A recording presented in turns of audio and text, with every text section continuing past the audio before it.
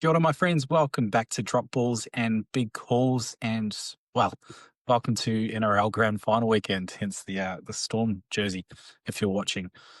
Today's conversation, though, is one that truly hits at the heart of why this podcast exists. It's about resilience, love, legacy, and the lengths that a parent will go for their child. Boris Struk is the founder of Muscular Dystrophy Australia, but more importantly, he's a father whose life changed forever the moment his son Ryan was diagnosed with muscular dystrophy. Faced with a devastating reality and a healthcare system that offered little hope, Boris channeled his heartbreak into purpose, from raising over $43 million to building a national support network, establishing a research centre, and running more than 100 life-changing camps for families. Boris has shown what's possible when determination meets love. In this episode, we talk about Ryan's story, the creation of Muscular Dystrophy Australia, and the power of believing that nothing is impossible. This is a story about fighting for your family, creating change against the odds, and turning pain into purpose. I couldn't imagine anything more devastating than losing a child. And this conversation with Boris was really special to me and really straight from the heart. I hope you get a lot out of this one. And I'd love to hear your feedback after the show. Boris Struk, welcome to Drop Balls and Big Calls. I haven't dropped mine, they're still there. Nice one, mate. Well, this one's really special to me. We met back in 2016. I think I've got the year right. I was doing a fundraiser for Muscular Dystrophy Australia, which you founded and ran for many decades. It was just, I mean, you know how important that cause is to me, and to be doing this today with you, it's very, very surreal. So thank you very much for joining me. It's the greatest pleasure. Thanks. I hope. It will be, I'm sure. So you've retired from MDA now. Yep, 2019. 2019, yeah. So how does life look for you these days?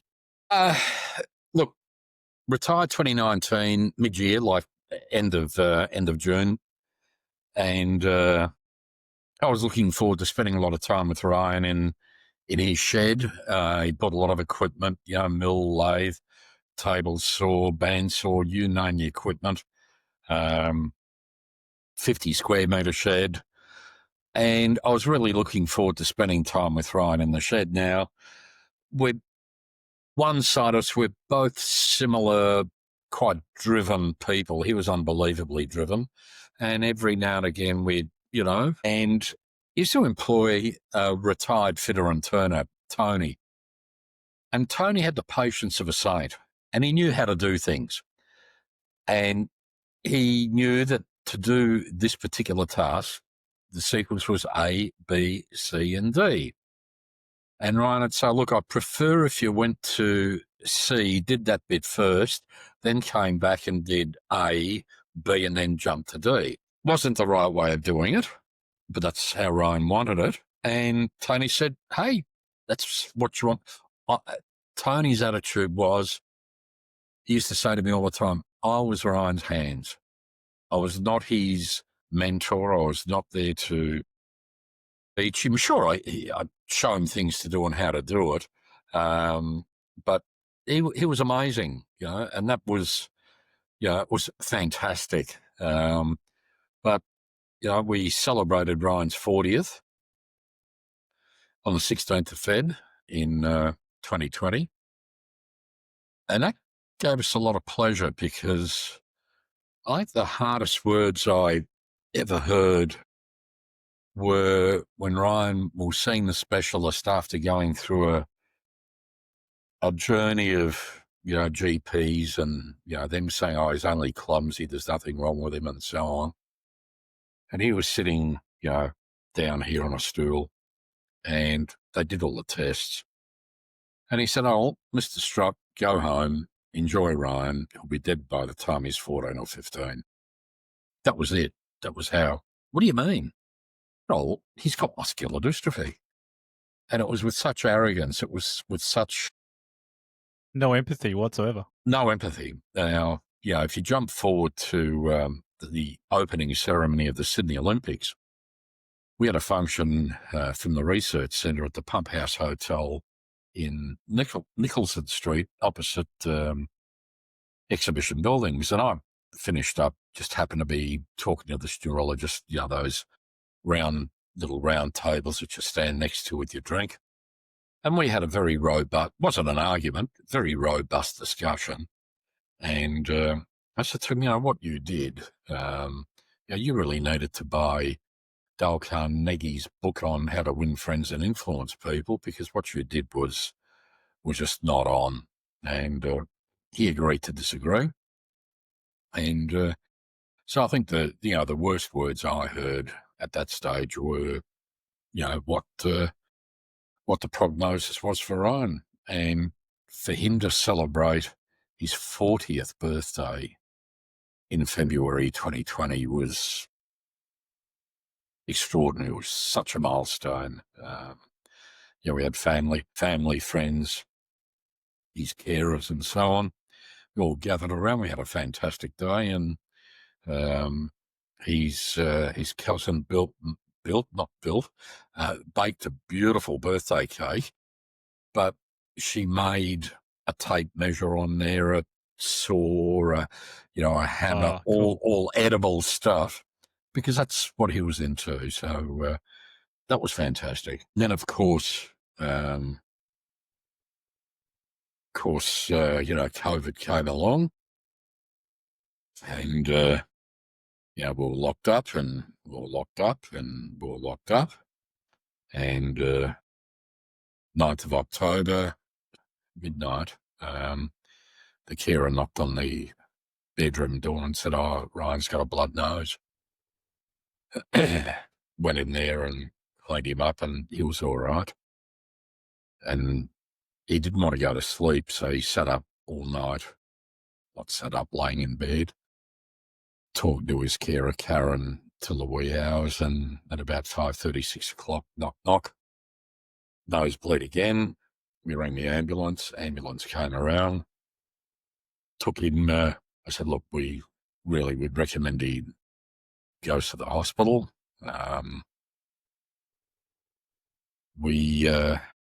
Ambulance loaded Ryan into the ambulance, and he was saying, "Oh, don't forget to bring my laptop because I've got to pay the carers," because he was self-managed with this NDIS funding. "I've got to pay the carers, I've got to do this, I've got to do that." And this is while he's being transported. And going down Bell Street, I was sitting in the passenger seat, and Georgie, who was the female ANBO, she said, leaned over her shoulder and said, "Ryan, it's going to be a bit bumpy for a minute. We've got to go over the tram lines and train lines." Ryan said something, because his speech was just a whisper. And he said something, and Karen burst out laughing. I said, "What did he say?" And he said, "Dad, next time you take me to hospital, can you organise the air ambulance so I can fly there in the helicopter?"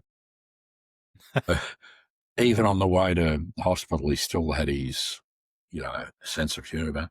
We got there, had no idea what was in store. We spent time with him, but he was that dog tired. Leon came. We went downstairs at about 1 o'clock to see Leon off. I came back. They didn't want to let me back into the room again. And I said, "Excuse me, I've just come out of there." "Oh, you've had your turn, and it's COVID." And I said, "I don't give a continental about COVID. My son's gravely ill in there. I'm going in." And one of the big regrets in my life is not forcing the hand. And I stood there, and opposite me, the button to open the ward doors, there's a button there with a bottle of hand cleaner, and with a big sign that says, "Disinfect hands after pushing the button." And in the hour that I stood there, counted 60 doctors, nurses, paramedics went through there, bing, bing, bing. And of the 60, the grand total who sanitised their hands was 6. So that really reinforced in my mind that a lot of this was BS. So they didn't let you in the room at that point? At that point. And then I heard the ward that Ryan was in, 5 West. There are only 4 people in there. I've been in there earlier. So I knew who the other 3 people were. And code blue, 5 West. And I know what code blue is. Then my wife come charging out because 5 West was literally 20 metres around the corner. He was in distress. He couldn't breathe. All sorts of stuff. They had doctors and nurses all around the bed. We were escorted off into a waiting room, and the neurologist came in about 20 minutes, half an hour later, and said, it's not looking good. And I remember telling him, you've got to fight for him. You've got to move heaven and earth. You've got to fight for him. And I don't know, I couldn't tell you how long. 30 minutes later, said, we can go and see Ryan now. And he wasn't in the room, in the ward. It was in a single bed room with the curtain pulled across. As I'm walking in, I can see his feet are there. And I pulled the curtain back and he was gone. No more ventilator mask on him. He was gone. And I remember turning around and at the top of my lungs, yelling at the neurologist to bring him back, bring him back. And be yelling that out about 3 times. And that was the worst. That was the worst. No idea we were going to lose him that day. I just thought it was a nosebleed and that was it. And during that time, they wouldn't let me into ICU with him. When we arrived at the ambulance, they wouldn't let me go in with him. Oh, it's COVID, it's COVID. And I said, listen, this COVID is all bullshit, honestly. After what happened at the hospital, I got in touch with the CEO. I got in touch with the health minister we had then. They did absolutely bugger all. I said, it was COVID, it was COVID. I said, well, how do you justify out of 60 professionals hitting the button and only 6 sanitising their hands, and then they're going to be treating patients? Oh, yeah, but they would have sanitised their hands again before seeing the patient. I said, well, they didn't sanitise their hands when they came in during the course of the time that I was sitting there with Ryan. So I was going to take it further. I know that Ryan would have said, Dad, don't worry about it. That's not worth the aggro. It's not worth whatever. And then we had another mum about 18 months later, similar situation, took her son down out of ICU to the ward. They didn't put his ventilator mask on, so by the time they wheeled him into the ward, he was dead. They lost him. And I said, mate, if you want to take this further, I'm behind you, I'm with you, I'll hold your hand, we'll do whatever needs to be doing. But, to this day, I would love to get Dan in the same room and have words with him. I really would love to, for him to know what he did and the impact it had on me and my family and how it was done. And to now hear Brett Sutton, last 2-3 days, come out and say, yeah, we basically overstepped the mark. We really didn't know what we were doing. It was overkill. Give me a break, So I'm still trying to get over that side of it. I'm still trying to get over losing Ryan. I'm still trying to get over the fact that I was looking forward to spending a lot of time with him in his shed. And it was about, I think, 9 months after we lost him. We had an opening ceremony, had the ribbon, Tony, and about 40 people in our backyard with an opening ceremony of Ryan's shed, and that was fabulous. I wanted to turn it into a men's shed, but not for the general public because you don't know who's who, just the people who I knew. um, to come and spend time in there and make things. Um, and Bunnings were amazing. They supported the opening and donated a lot of stuff for Ryan Shed, which be forever grateful for. But yeah, that was a tough gig. But from day of diagnosis at 3 and a bit years of age to losing him at 40 plus 9 months, a lot of stuff happened in between. Some good, some not so good. A lot of good memories. Ryan didn't want a cure. I said, why not, mate? He said, well, if they find a cure for MD, I won't be able to go to Camp MDA anymore. I ran 107 camps. We provided hundreds of thousands of hours of respite. We trained about 4,000 tertiary education students, nurses, OTs, physios, as primary carers for a week. And for many, it was an amazing experience. And Ryan said, if they find a cure for MD, I won't be able to go to camp anymore. So that gave me a really good feeling in knowing that was something good that was done that he benefited from, and others did as well. So we'll come to a lot of that extraordinary work, because there is a lot to unpack there that I want to get into. But Sure. I think it's really important that we go back to your foundations, because you've got this extraordinary drive that wasn't just from Ryan, your son. It comes from your foundations as a child yourself, right? It sounded like your mum instilled some really good values. So tell us about Boris. Who was Boris as a child? Oh, believe it or not, shy and bashful. No way. Yeah, I'm serious. I was a very unsure guy. Remember even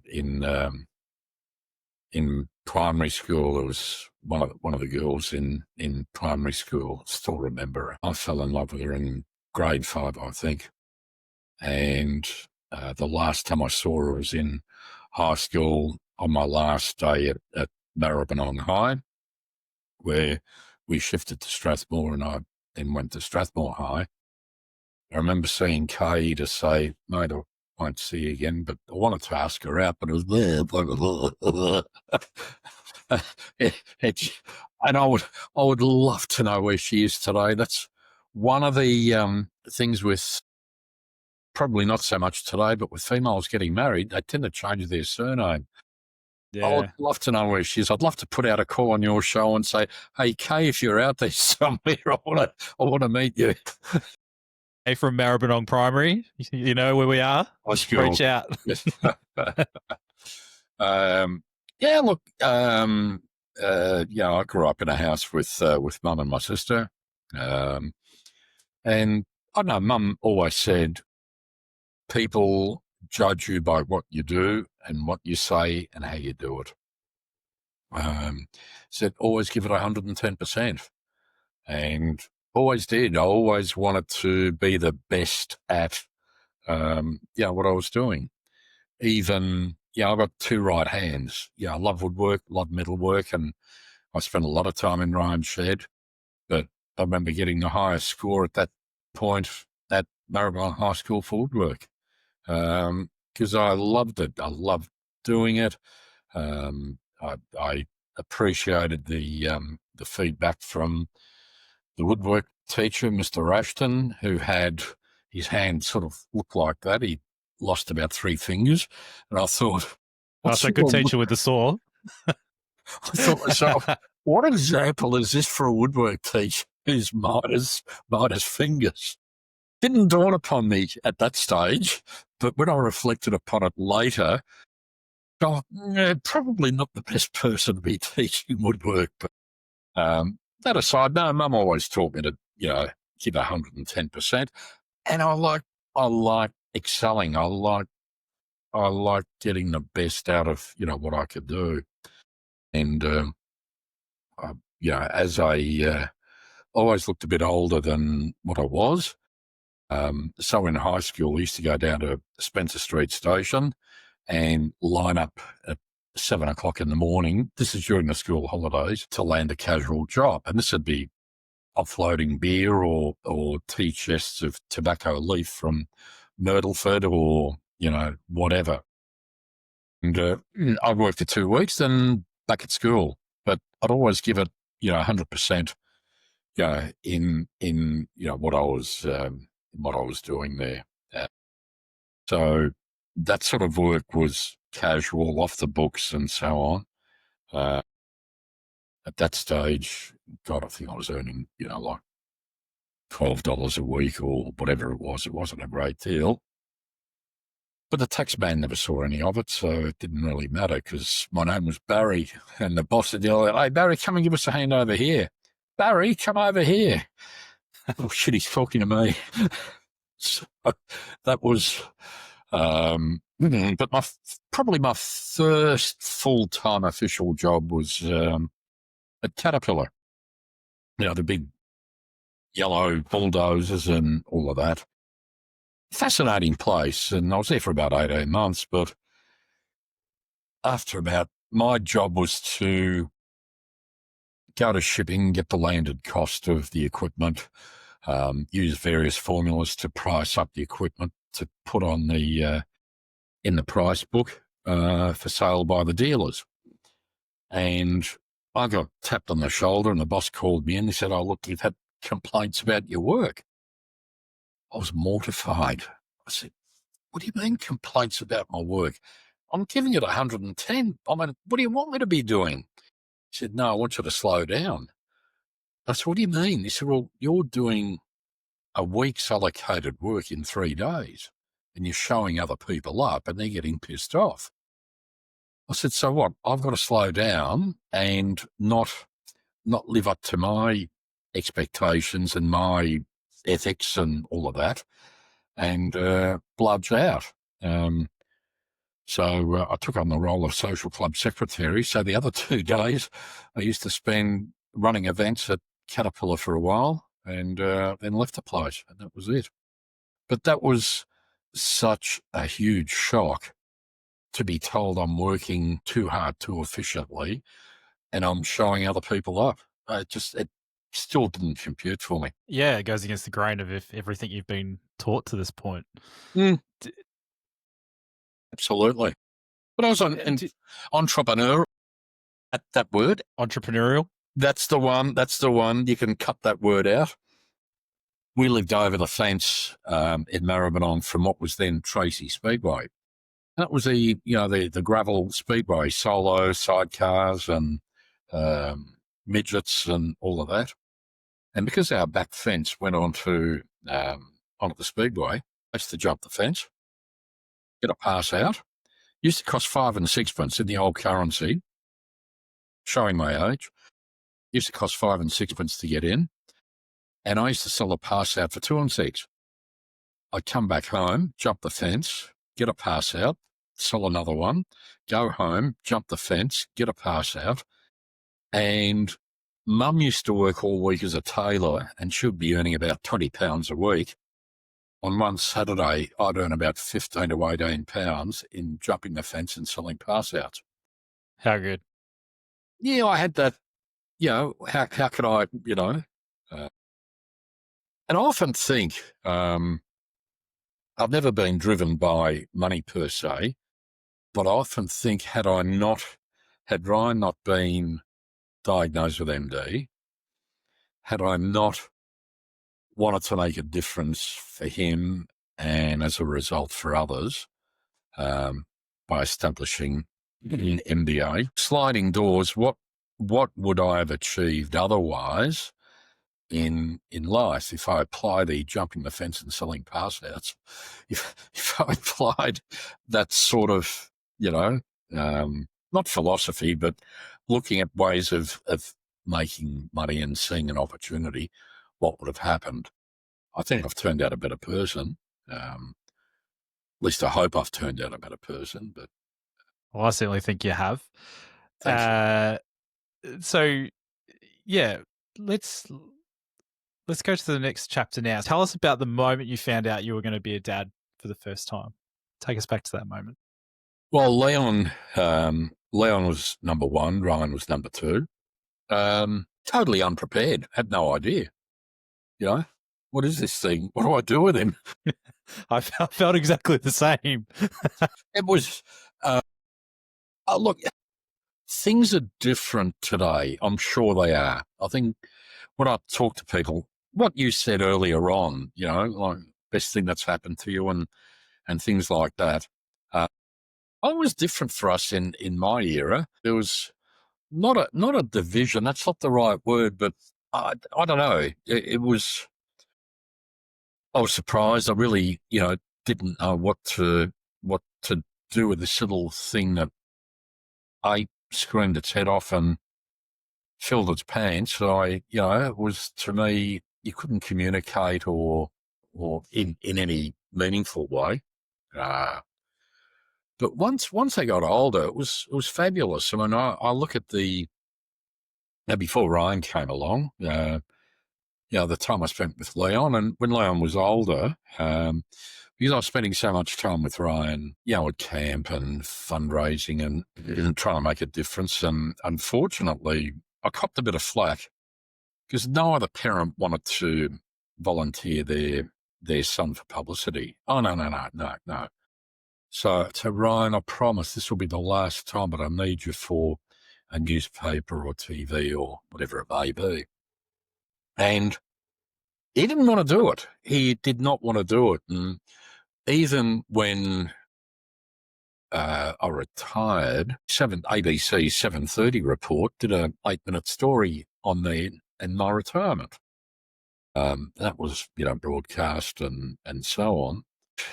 I said to him, mate, I promise, this will be the last time I'll call on you. And by this stage, Ryan's speech was but a whisper. So the journo would ask him questions and he'd have them typed up on the screen. And in post-production, one of the guys read out, was Ryan's voice. He read out, Ryan's answers. But it was always a challenge. He didn't want the limelight, but no other parent wanted to, give their kid up. It's different today. But then I cop flack from parents saying, "Oh, you're always pushing your own son." And I said, trust me, he doesn't want to do it. If you want to offer your son, please let me have him. Let me have him. So Ryan, it'd be fair to say he resented being, put in that position, particularly when he got older. When he was younger, it didn't matter. I mean, we got him a dog, this black and white poodle thing, whatever it was. We were told, my wife picked the dog up and I said, "Oh, it's rare. It's a Harlequin poodle." I said, "Oh shit, it's rare." Anyway, she got in touch with the Poodle Association, whatever it was, and said, "Oh, we got this really rare poodle." And they said, "Oh, what sort is it?" And he said, "Oh, it's what was it called? A Harlequin poodle." I said, "Yeah, they're bloody rare, all right." We had this dog, which Ryan loved the dog, and Buster would sit on his lap. And I've got a terrific photo, which was on the front page of the Herald Sun, of Ryan sitting in the driveway, Buster on his lap, looking around. And, Ryan was, 14, 15 then, and didn't worry him. Asked him to do that much later in life? Nah. So I was grateful for what he did, and I was sorry I put him through the not wanting to do the stuff, but having the, having the understanding that it was important for a spokesperson or for him to be, there. And when we opened our first research centre at St V's, Ryan cut the ribbon with the then Health Minister, Marie Tan. Ryan would have been 93, 13. He was 13 years of age when he cut the ribbon for the opening of the research centre. And that was fantastic, So he was always the driving force for me to try and achieve and do better for him. But as a consequence, um, I suppose I'd say camps were run for Ryan. All the other kids came along and they got the benefit of it. I'm not probably putting it the right way, but of course I cared about the other kids and they benefited from Camp MDA and the carers and so on. Yeah. But I was doing it for Ryan because, I was working 60 hours a week trying to raise the money to do all the things that needed to be done. And Ryan was missing out on me. So that was one way of giving back to him, I suppose. Yeah. When did you first get the sense that Ryan had this condition, muscular dystrophy? Probably, he started walking at a normal or average age. He was built very well. He had a terrific body on him. Leon was a bag of bones, and Ryan was stocky. His legs, his calf muscles, and little did we know, his calf muscles look fantastic because that's one of the symptoms of MD. Because the muscles are atrophying, they're shrinking. As they shrink, they pull the heel up, and the muscle gets bulkier. And I built a thing out of a bit of masonite, a bit of timber. It was literally a block of wood with where are we? Yeah, block of wood with a ramp masonite, probably about 50, 60 mil high. And I put it behind the couch, and Ryan would watch, his cartoons or whatever after school, but standing on this little plank, and that would, his own weight would force his heels down and stretch the the calf muscle. He was, we went from doctor to doctor to doctor, and they all said, oh, he's clumsy, he's pigeon-toed, he's all of the above. And in reality, it was in a couple of suburbs away from us was a shoe shop, and there was a retired shoe fitter, Mr. Murray, and he made up little boots for Ryan and so on. That didn't work. And then he said, I've got a colleague at the Children's. Might get you to see him. And he was a orthopedic guy. And we went in to see him. He had one look at Ryan, and I mean one look. I'm talking 15 seconds. And when you replay that video in your mind, you could see the ting. Oh shit! I know what he's got.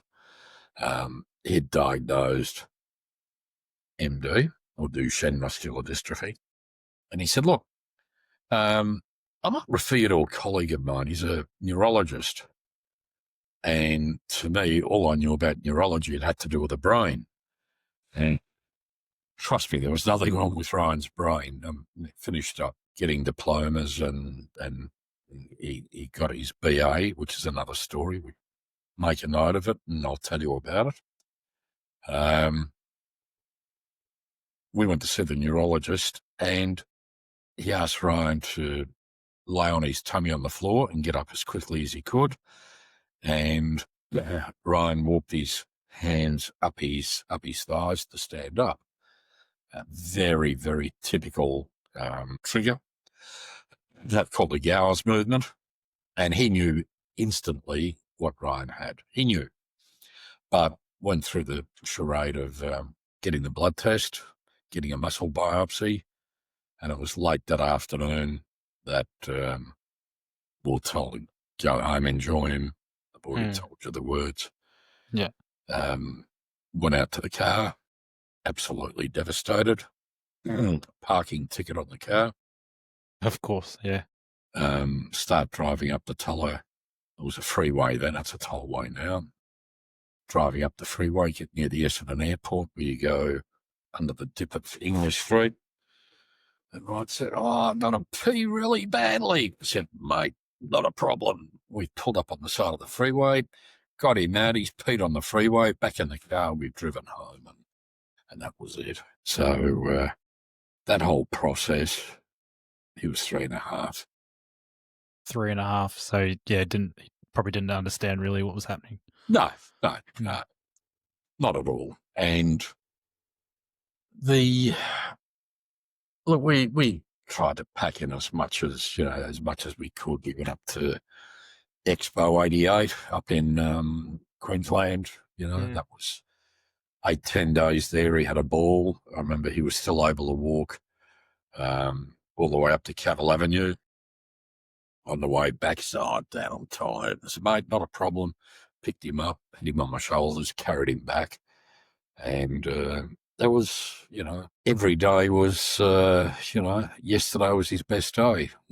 Tomorrow's going to be worse. And, that's what it was like. So, How did this moment when he was diagnosed, how did that change the way that you were seeing the world at that point? And did you know a lot about the condition? knew bugger all. The only thing I knew was that it wasn't good. It wasn't good. But at that point, I did not know how not good it was, if that makes sense. Got home, pre-internet days, got home. Can you imagine a world without the internet? No, I barely remember it because it was sort of just as I was becoming a teenager, dial-up came in.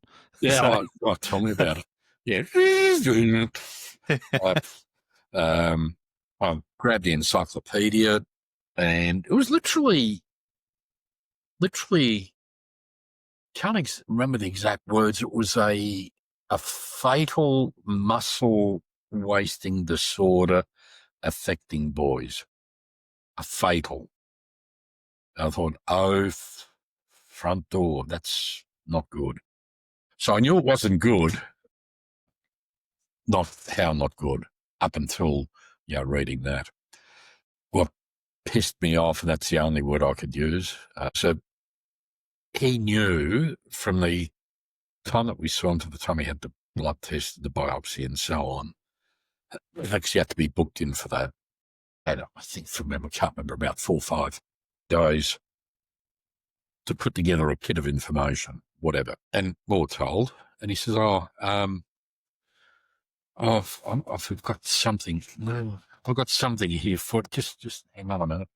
Turns his back and he's looking.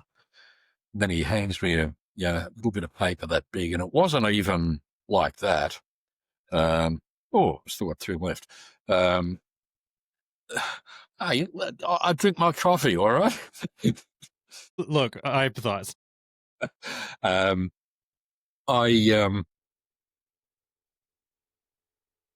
On that little bit of torn paper was the name Pam with a Blackburn phone number. And he said, "Give her a call. She knows all about it." You're a doctor. You're telling me I've got to ring up somebody else? And that whole scene was just absolute bullshit. That's why we finished up funding a social worker for a short period of time.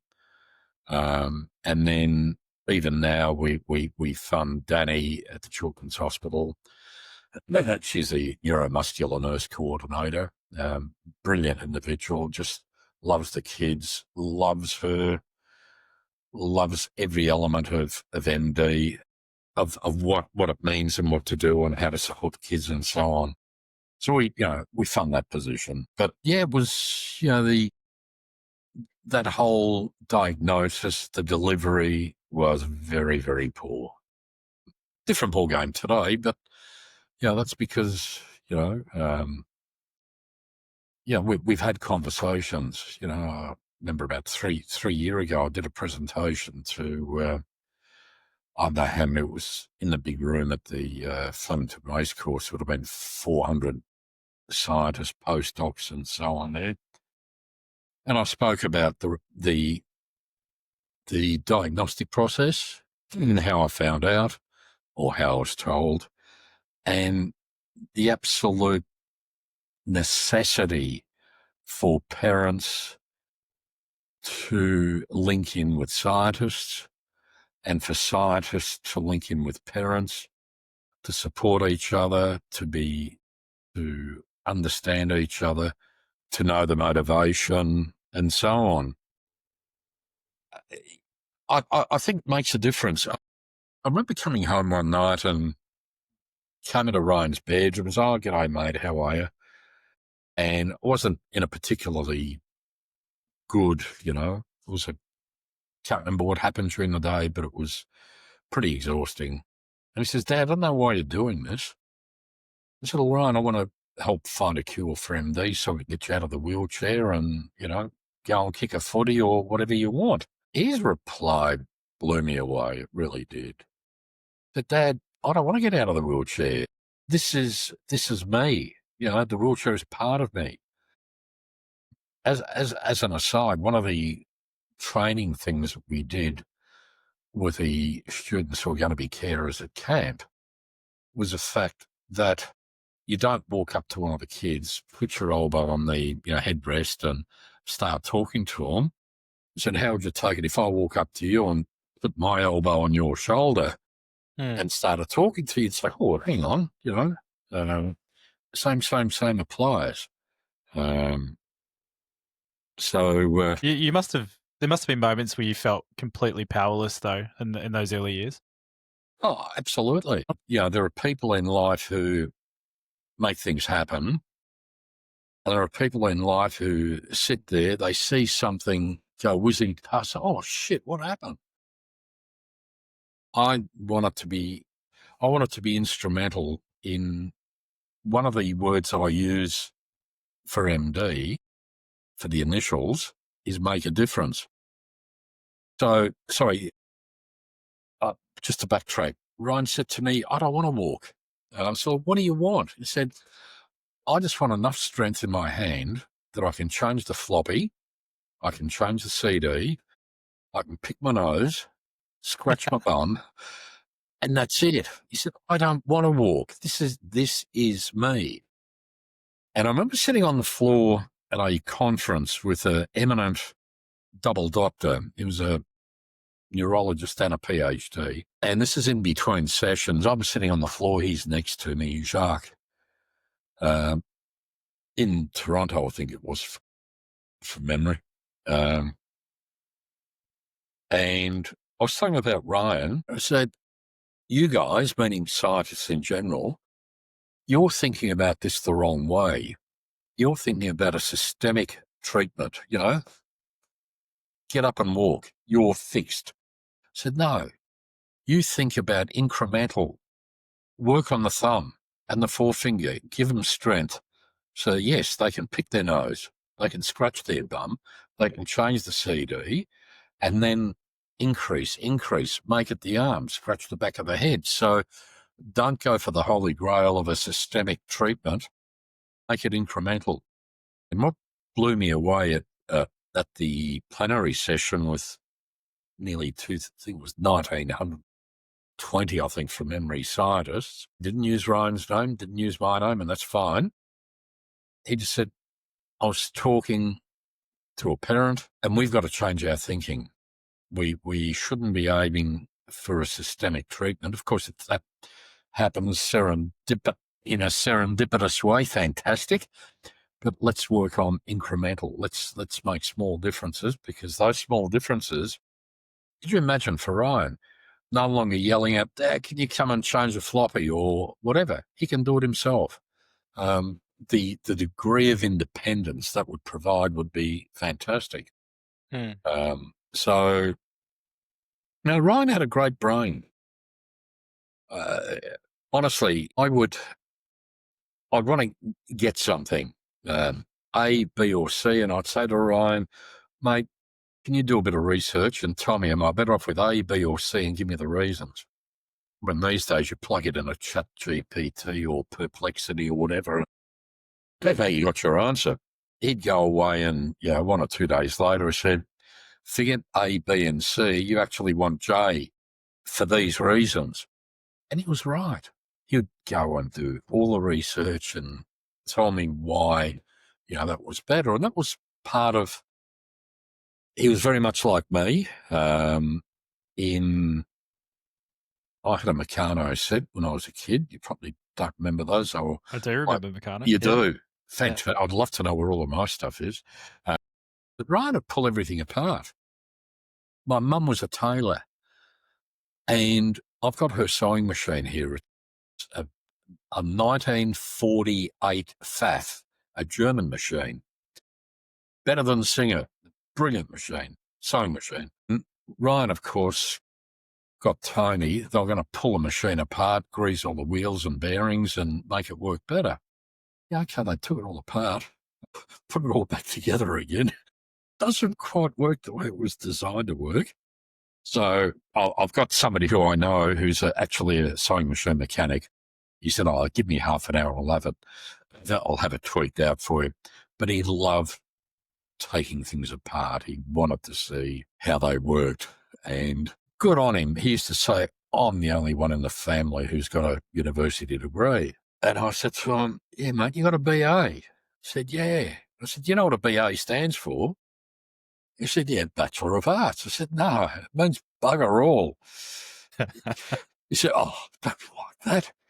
I said, do you know what a BS is? He said, yeah, it's a Bachelor of Science. I said, no, it's bullshit. I said, do you know what a PhD is? And he said, it's a Doctor of Philosophy. I said, no, a PhD is the same as a BS, except it's piled higher and deeper. So I didn't want to bring him down, but because he was so much, I'm the only one who's got a degree, I thought, hang on, mate. Yeah, you are, and you got a great brain, and we're proud of you for what you did. And it was brilliant to see him up on stage, to get his certificate at the hall at Deakin Uni in Geelong was what an amazing experience. It was absolutely fabulous. So yeah, look, extremely, extremely proud of him. I've got a lot of regrets that I didn't say a lot of things to him. I wish I could get him back for one more day to say all those things. I still talk to him every morning, every night. When I go up, in the morning, go into his bedroom and got a couple of his photos there and his urn, and I'll talk to him in the morning. And last thing I do before I go to bed is talk to him before I go to bed. And I'd give anything to have him back here again. But not literally suffering, not being in the state that he was, because the last 2-3 months he deteriorated so much. It was, his speech was but a whisper. It was, yeah. The people that aren't familiar with the condition that probably don't realize the long deterioration that it takes, and it's so awful to watch. Look, I said before about my favourite MD is making a difference. And I think you were just saying for people who don't know what muscular dystrophy is, I coined the phrase many, many years ago because, believe it or not, I went for a period of about 6 months. I couldn't say the word dystrophy. We go, blah, it just didn't work. So I started using the word muscle destroyer. And I think that conjures up a very vivid, unambiguous thing of what's happening. Muscles are being destroyed. So, yeah. Absolutely.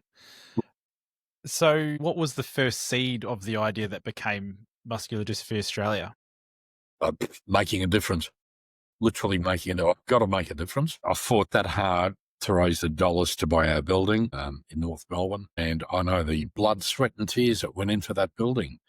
We run a day program there. We had 8, 9 kids. I shouldn't call them kids. Young men, 18 years of age plus, including Ryan, would be in there 4 days a week with carers. And I was just looking, as I said before, I'm cleaning my office and I found an envelope. It's over there somewhere. Vanessa Morotti came in to meet the guys. You may know the name Sam Solomon, past world boxing champ. Sammy came in. He met with the guys. Carla Bonner from Neighbours. We had a lot of people come in and saw the guys. We ran a desktop sort of publishing course for them, graphic design. Kang and Tafe brought their tutors out. We used to do so much for the guys in that room at MDA. It was absolutely fabulous. I'd walk out of my office and sliding doors. I'd pull the door open about yay much and just look to see the joy and the interaction, between these guys, what they were doing and so on. That's, to me, you'd be familiar with, I'm sure, like me, you've watched it probably 10 times, the Castle, where, they're standing outside the High Court. And he said, this is not a house. This is a home. It's a home for these reasons. The one thing that the previous board did, we had a celebration of Ryan's life. We had the upstairs room with 60, 70 people. And the board announced the creation of the Ryan Adams Struk Memorial Research Fund with $1 million. And the intent was for a yet to be determined, but a percentage of net fundraising profit, 10% say, to be put into Ryan's fund, and for that to build and build and build. And we would fund research off the interest, leave the principal, but fund research out of the interest that's being earned. And we just need to formalise the last couple of bits and pieces on that. Been through the, all the motions have been done, all the things have been done. So I'm hoping that in 20 years' time, 30 years' time, 50 years' time, that the Ryan Adams Struk Memorial Research Fund will be making a difference, will be funding research, and Ryan's name will live on in perpetuity as being the catalyst for the creation of Muscular Dystrophy Australia. And to me, that's important. Amen. Absolutely. I just want to go back to the foundations of this again. You took a massive risk underwriting a lease without knowing how you would pay for it when you were getting this off the ground. Well, and not knowing how we'd pay for our first staff member either. Yeah. What gave you the courage to do that and the wherewithal? Courage. I wouldn't use the word courage. I think it was more the absolute need to do it to make a difference. And I keep going back to that acronym of MD in making a difference. And if I was going to make a difference, I'd have to do it boldly, It was a big call. It was a huge call, go to, oh, shit, do I sign it or don't I sign it? It was a hard call, but I had no choice. And my first desk for about 4 days was there was an old orange crate from the local supermarket. That was my seat behind the desk. I was sitting on an orange crate. Have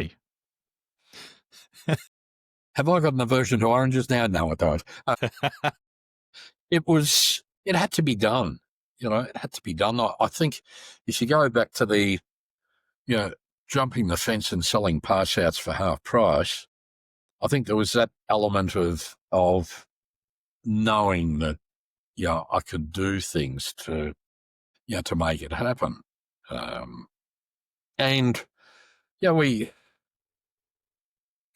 organised 5,000 yellow plastic ducks.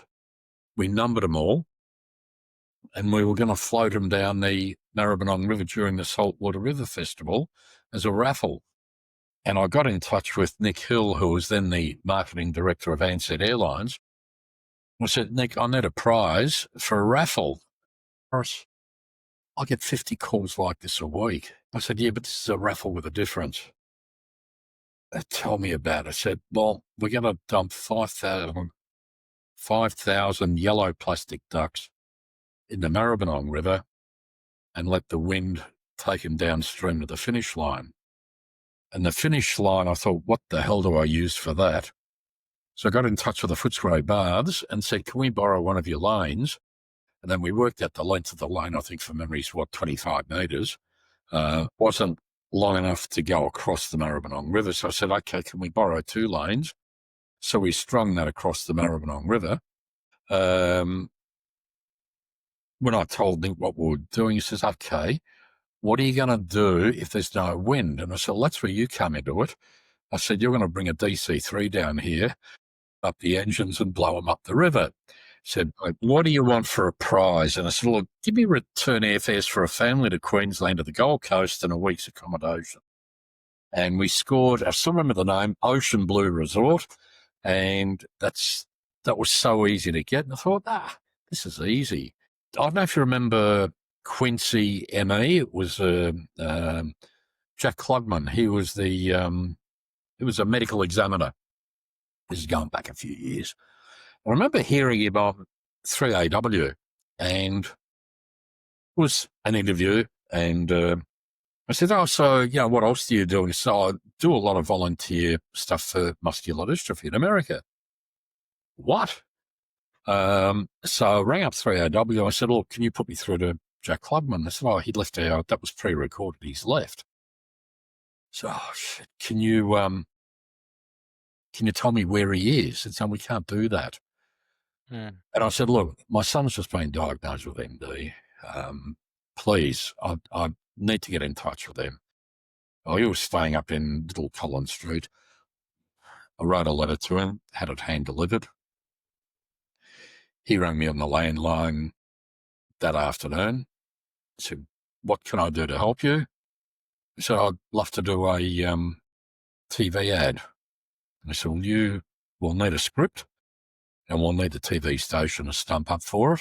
I got in touch with Sir Eric Pearce, who was the doyen of Channel 9. I said, Sir Eric, I've got Jack Klugman. I need to film him saying a few words about muscular dystrophy, encouraging donations. He said, well, you're going to need a script. So I went home and at 3:00 I finished writing it. And I can still recite it right now. And that was, hi, my name's Jack Klugman. I've seen the tragedy of muscular dystrophy in America and throughout the world. This devastating, progressive, muscle-wasting disease strikes children in the sunrise of their life.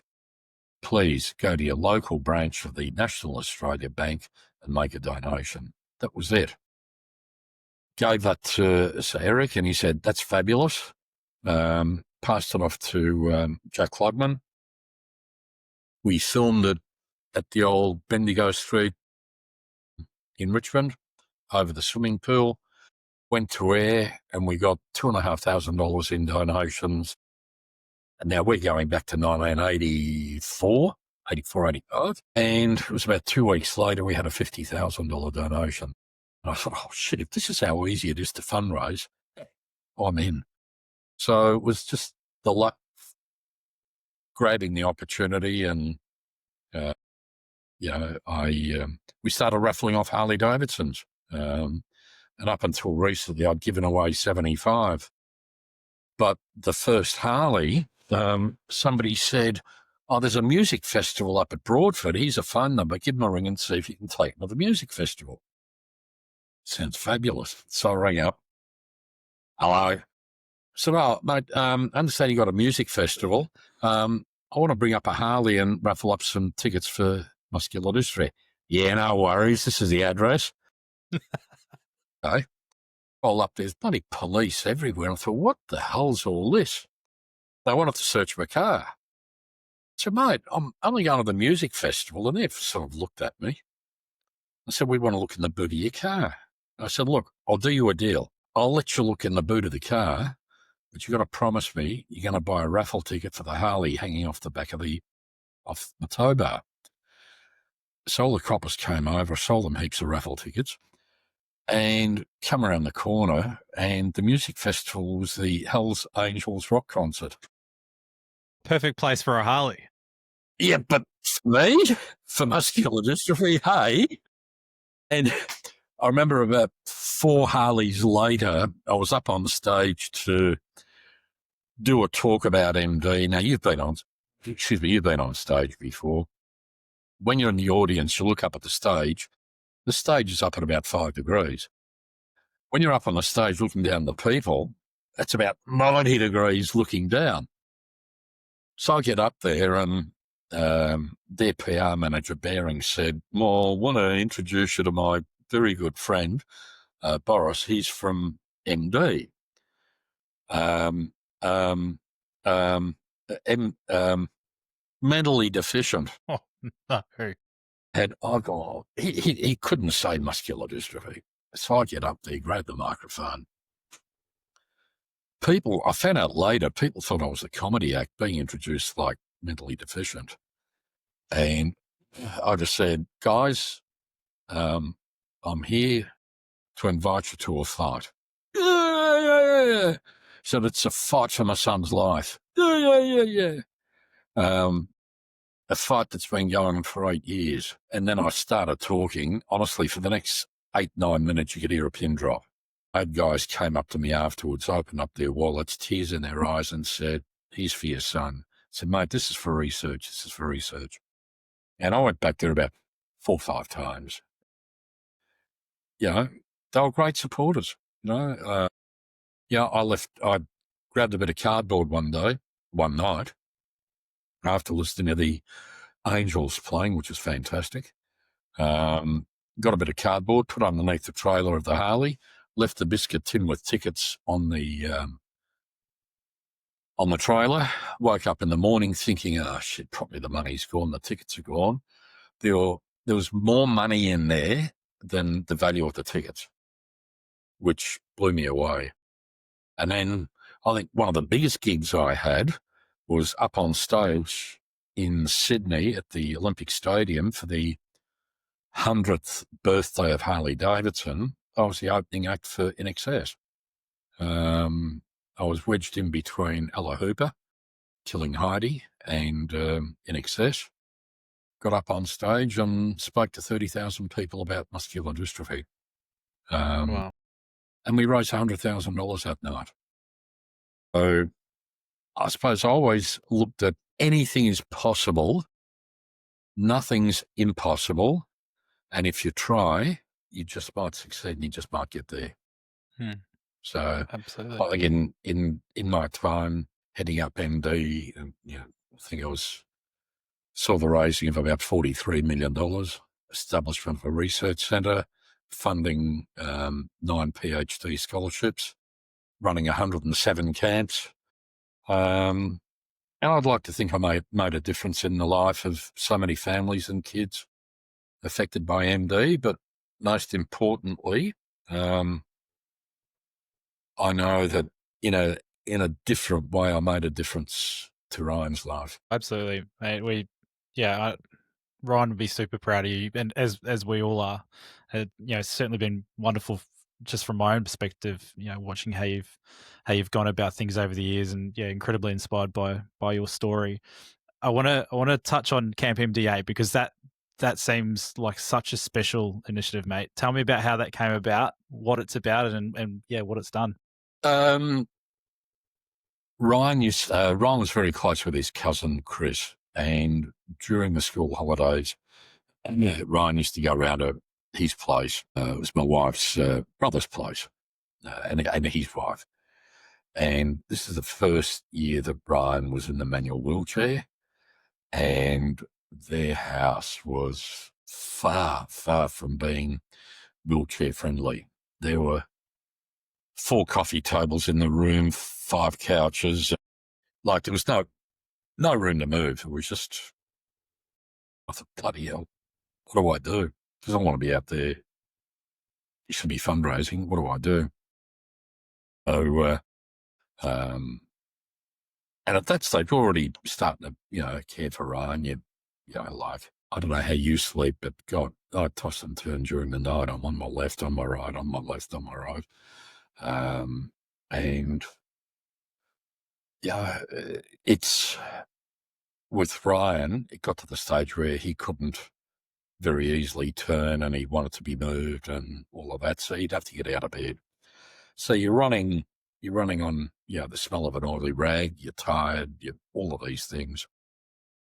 My wife did most of the getting out of bed because I'm out there all day and night, doing Rotary talks and presentations anywhere from Warrnambool to, Morwell to Albury, just all over the place trying to raise dollars and raise awareness. So because Ryan couldn't get into their house anymore, the idea of running a camp, we had 6 kids for the first camp. We had 10 kids for the second camp, and our biggest camp was at, I got in touch with the Puckapunyal Army Base.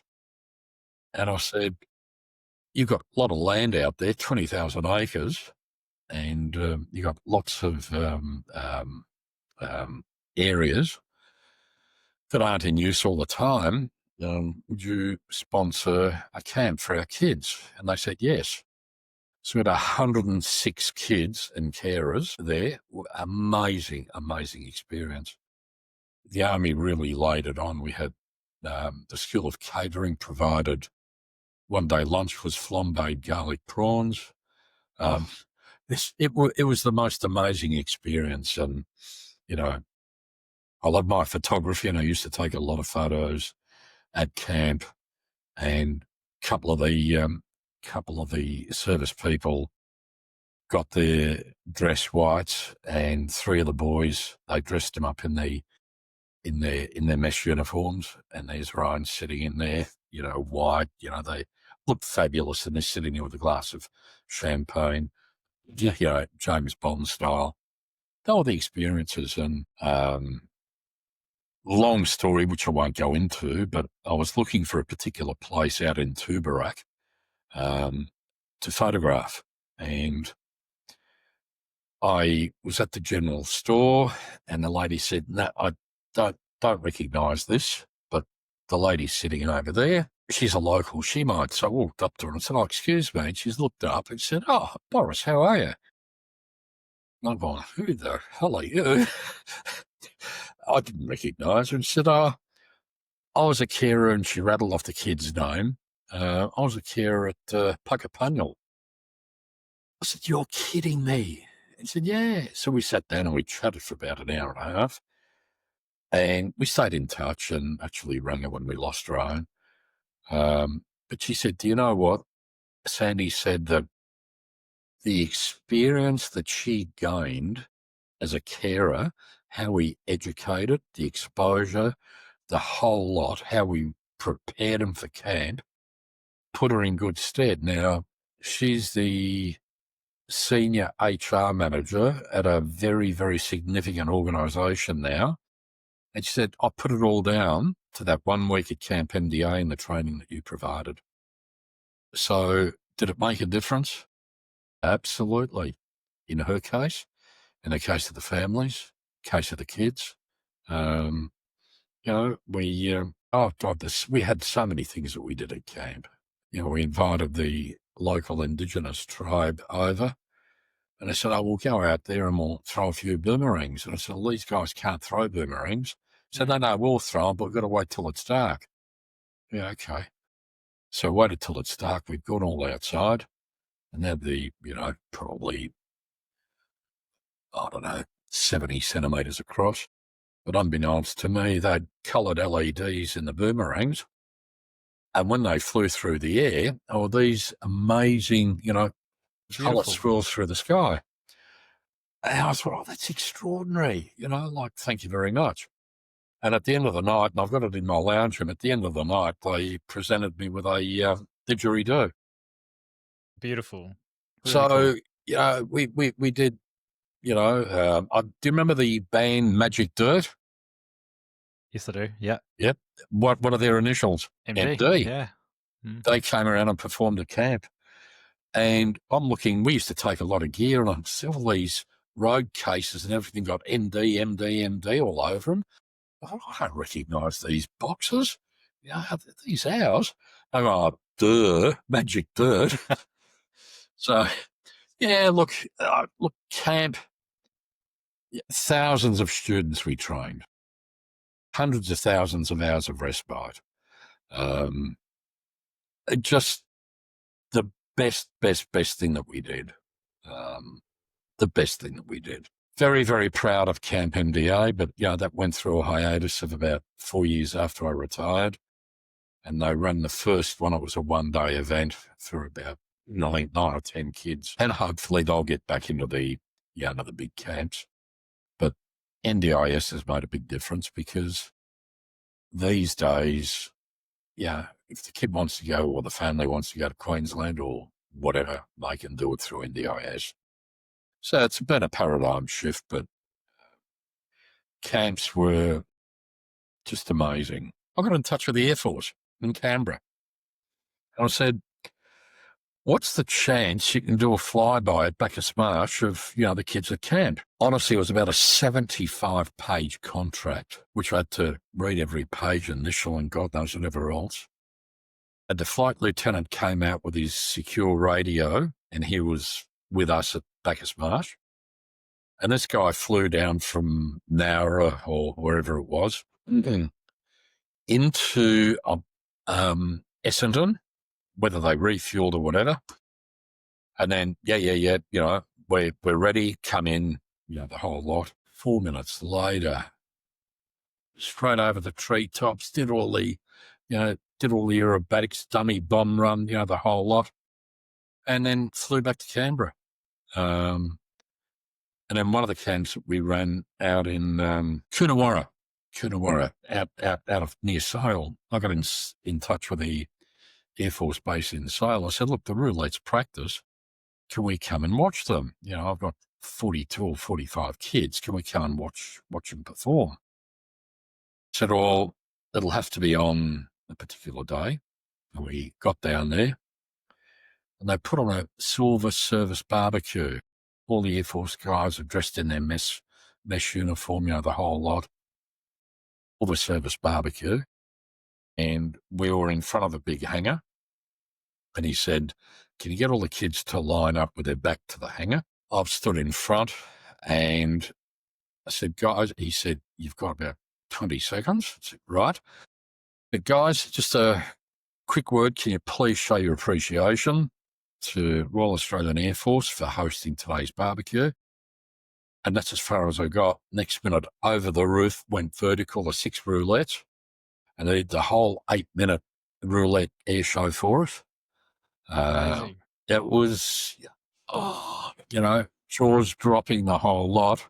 They got a few screams. They got the rescue helicopter out, and they had a person in bright orange fatigues fell out of the helicopter. Everybody's thought it was a dummy, and they had to rescue the dummy, but everybody thought for one moment it was a real person fell out of the helicopter. Yeah, look, these are all things that were done to enrich and make a difference to the lives of so many kids. What's one thing that people could do today to help people going through those difficulties with muscular dystrophy, to support families in need? What can they do? Yeah. Get in touch with MD or MDA, I should say. Get in touch with MDA.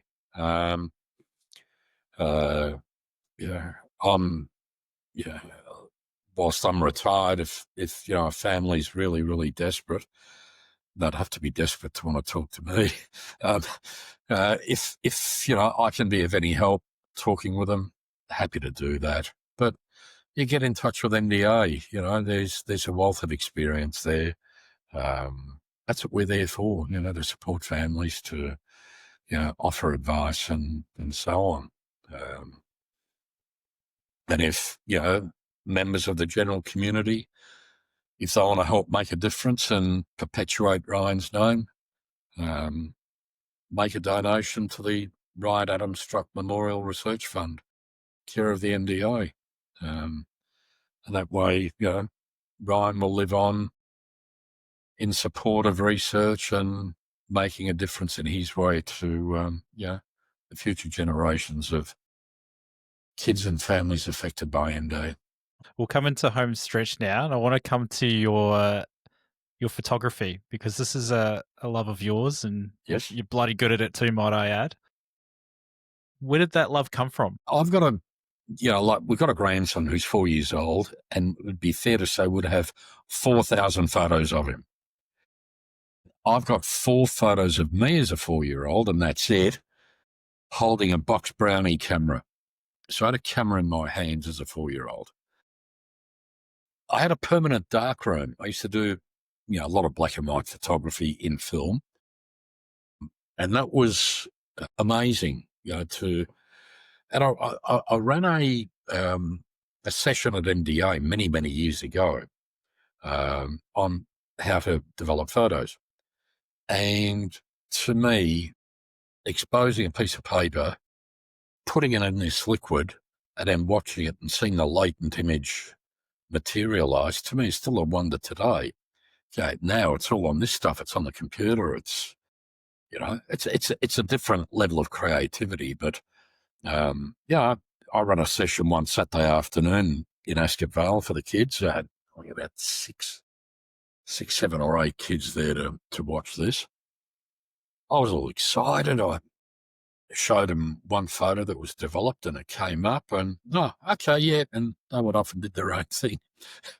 one photo was enough to keep them interested, but no, I like the creativity. I've got a very large garage for the cars.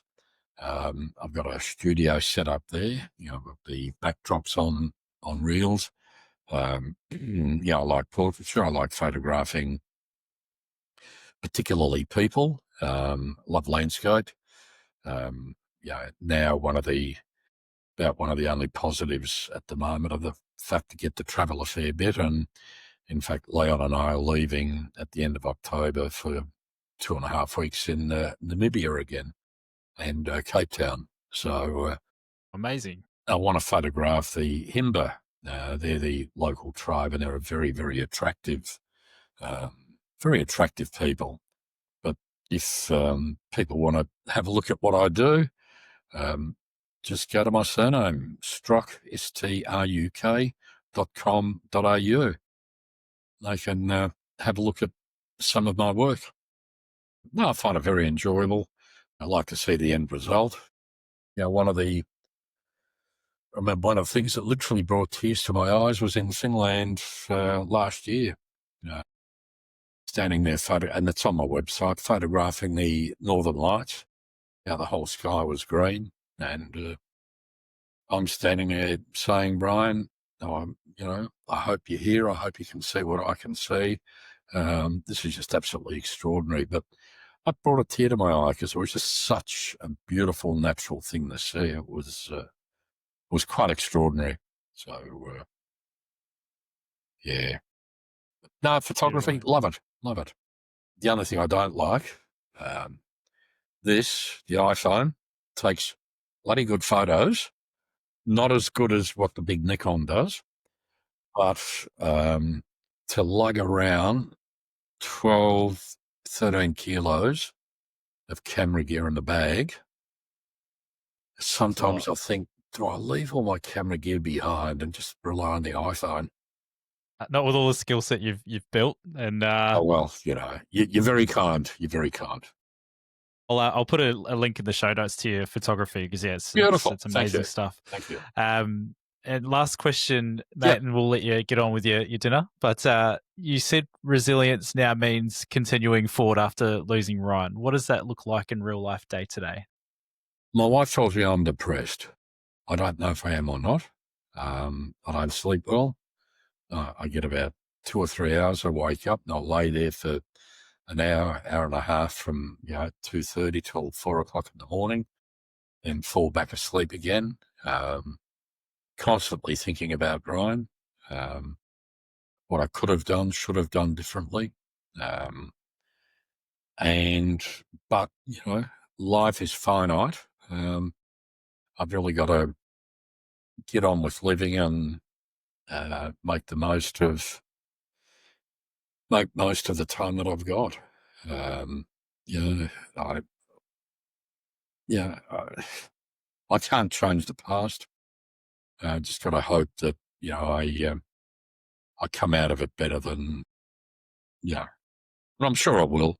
Sure I will. But when you've lived and devoted so much of your life to fighting this bastard of a disorder, it changes you. It changes you. I told you before, I was a very shy, quiet person when I was much younger. Today, I don't care who's in front of me. I could just as easily talk to, I don't know. I'd love to meet Elon Musk. If you're listening, Elon, would love to meet you. I'd be just as comfortable talking with Elon Musk as Donald Trump, as, anybody else. People don't worry me now. I can talk to anybody.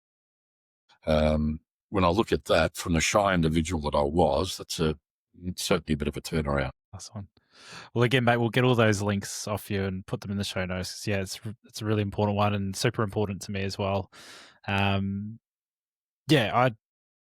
blown away by you, mate. We could do a whole series of podcasts on you. We've only really just scratched a bit of the surface today. Anytime you want to. Anytime you want to. Would love to catch up for a coffee. We need to do that. Absolutely. And better still, would love for you to come around and see Ryan shed and, what we do. Above his lathe, one timber, both Ryan and I like Jarrah, Western Australian timber.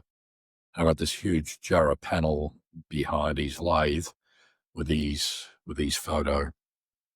And I used to be a measure once, cut, I mucked that up, cut it again.